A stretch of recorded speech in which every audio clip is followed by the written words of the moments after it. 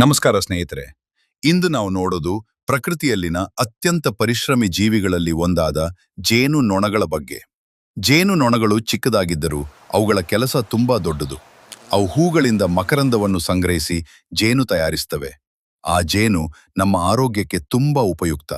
ಒಂದು ಜೇನು ನೊಣ ತನ್ನ ಜೀವನದಲ್ಲಿ ಕೇವಲ ಒಂದು ಚಿಕ್ಕ ಚಮಚದಷ್ಟು ಜೇನು ಮಾತ್ರ ತಯಾರಿಸುತ್ತದೆ. ಆದರೆ ಸಾವಿರಾರು ಜೇನು ನೊಣಗಳು ಸೇರಿ ದೊಡ್ಡ ಪ್ರಮಾಣದ ಜೇನು ತಯಾರಿಸ್ತವೆ. ಜೇನು ನೊಣಗಳ ಗುಂಪಿನಲ್ಲಿ 3 ಮುಖ್ಯ ಪ್ರಕಾರಗಳಿವೆ: ರಾಣಿ, ಕಾರ್ಮಿಕ್ ಮತ್ತು ಗಂಡು. ರಾಣಿ ಜೇನು ನೊಣದ ಕೆಲಸ ಮೊಟ್ಟೆ ಇಡುವುದು. ಕಾರ್ಮಿಕ ಜೇನು ನೊಣಗಳು ಆಹಾರ ತರುತ್ತವೆ ಮತ್ತು ಗೂಡನ್ನು ಕಾಯ್ತವೆ. ಗಂಡು ಜೇನು ನೊಣಗಳು ರಾಣಿಯ ಜೊತೆ ಸಂಯೋಗ ಮಾಡುತ್ತವೆ. ರಾಣಿ ಜೇನು ನೊಣ 2 ರಿಂದ 5 ವರ್ಷ ಬದುಕುತ್ತದೆ. ಆದರೆ ಕಾರ್ಮಿಕ ಜೇನು ನೊಣ ಕೇವಲ 5 ರಿಂದ 6 ವಾರಗಳಷ್ಟೇ ಬದುಕುತ್ತದೆ. ಜೇನು ನೊಣಗಳು ನೃತ್ಯ ಮಾಡುತ್ತವೆ ಅನ್ನೋದನ್ನು ನಿಮ್ಗೆ ಗೊತ್ತಾ? ಹೌದು, ಇದನ್ನು ವ್ಯಾಗಲ್ ಡ್ಯಾನ್ಸ್ ಅಂತಾರೆ. ಇದರಿಂದ ಅವು ಇನ್ನಿತರ ಜೇನು ನೊಣಗಳಿಗೆ ಆಹಾರದ ಸ್ಥಳವನ್ನು ತಿಳಿಸ್ತವೆ. ಜೇನು ನೊಣಗಳು ಇಲ್ಲದಿದ್ದರೆ ಹೂಗಳ ಪರಾಗ ಸಂಚರಣೆ ನಡೆಯುವುದಿಲ್ಲ.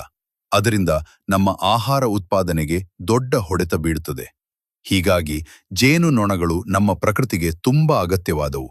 ಈ ರೀತಿಯ ಇನ್ನಷ್ಟು ಅದ್ಭುತ ಮಾಹಿತಿಗಾಗಿ ನಮ್ಮ ಚಾನೆಲ್ను ಸಬ್ಸ್ಕ್ರೈಬ್ ಮಾಡಿ. ವಿಡಿಯೋ ಇಷ್ಟವಾದರೆ ಲೈಕ್ ಮಾಡಿ ಮತ್ತು ಶೇರ್ ಮಾಡಿ.